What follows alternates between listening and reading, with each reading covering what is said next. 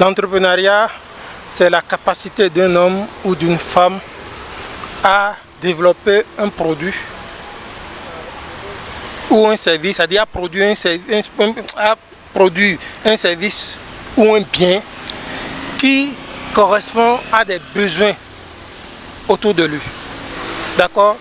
Et donc, c'est une prédisposition naturelle, normalement, que nous avons. Quand je dis ça, je veux vous dire en même temps, donc le premier problème qu'on a, c'est que nous avons un système éducatif qui va, dans la majeure partie des cas, tuer cette prédisposition naturelle que les gens ont à créer des biens et services. Donc, le premier problème que nous avons, c'est notre système éducatif qui tue la capacité des gens à créer, à entreprendre.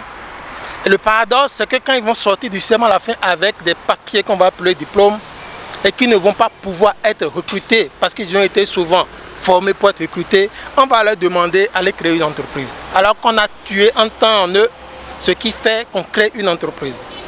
C'est-à-dire, quand vous prenez tout le système, quand un enfant vous répond à une question et que vous lui mettez 0, et vous faites ça sur 8 ans, sur 15 ans, sur 20 ans, vous tuez sa capacité à pouvoir proposer quelque chose dans la société. Donc que ce soit dans la pédagogie, que ce soit dans le contenu, que ce soit dans la manière de transmettre l'enseignement, que la finalité même du système éducatif n'est pas en phase avec la création, avec l'entrepreneuriat. Donc le fondamental qu'il faut faire, c'est aller revoir ce système. Et deuxièmement, nous avons tout l'environnement. Combien de jeunes ont envie d'entreprendre et sont découragés par leurs parents? Parce que les parents aussi sont sortis de ce système, ils ne veulent pas prendre de risques. Ils trouvent que c'est un risque pour le jeune d'entreprendre. On préfère dire non, reste là comme toi, arrange-toi, il faut passer un concours, il faut chercher un travail. C'est plus rassurant, c'est plus calme.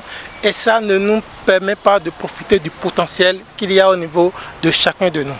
Le troisième élément, c'est les facilités. Quand vous prenez l'environnement, l'écosystème du Bénin, combien arrive pour les jeunes qui ont envie ou bien qui sont contraints? Voilà un autre problème. Ils sont contraints. Ils n'ont pas été formés, ils n'ont pas eu de background, ils n'ont pas eu le temps d'être restaurés par rapport à tout ce que le système a détruit en eux, mais on les envoie en pâture. Et les leviers, les facilités, que ce soit au niveau...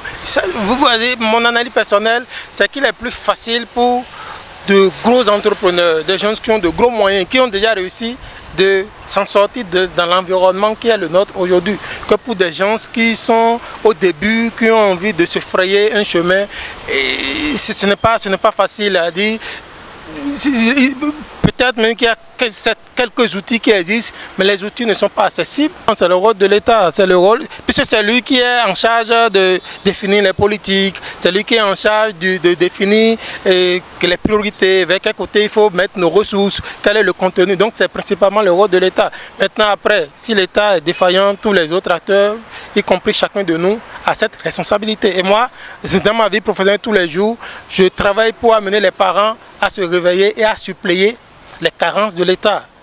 Par exemple, un truc banal, très simple sur lequel j'attire leur attention, l'orientation scolaire. C'est-à-dire quand l'enfant a eu son CEP, a eu son BP, son bac, la manière dont les critères sur lesquels on se base pour dire va faire tel truc, ça définit, ça prépare déjà si il va chômer, il va se retrouver dans le chômage ou pas. Parce que essentiellement, c'est fondé sur quoi? Sur les notes qu'il a. C'est fondé sur quoi? Sur le type de bac qu'il a. Les notes ne disent rien de ce que nous avons comme capacité. Il y a quelqu'un qui peut être un vendeur excellent, je ne sais quoi, ou c'est pas un scientifique, quelqu'un qui va être excellent, mais qui n'a pas de bonnes notes quand vous gagnez ces notes. Et vous allez vous baser sur ces notes pour lui dire qu'il ne peut pas aller faire sciences et technologie. Il y a des gens qui devaient être de bons médecins qu'on a écartés parce qu'ils n'avaient pas de bonnes notes en SVT et en mathématiques. Et ça, ce sont les aberrations de notre système éducatif. Et donc ça, il faut au moins que les parents se réveillent, il faut qu'ils comprennent. Et ils sont avec les enfants tous les jours, ils connaissent leurs enfants. Ils sont capables de voir ce que les enfants peuvent faire au-delà de ce que les notes et les diplômes disent sur eux. Et ça, c'est à notre niveau, c'est à notre portée, c'est notre responsabilité. On ne peut pas croiser les bras et se dire, bon, c'est l'État, il ne fait pas. Non.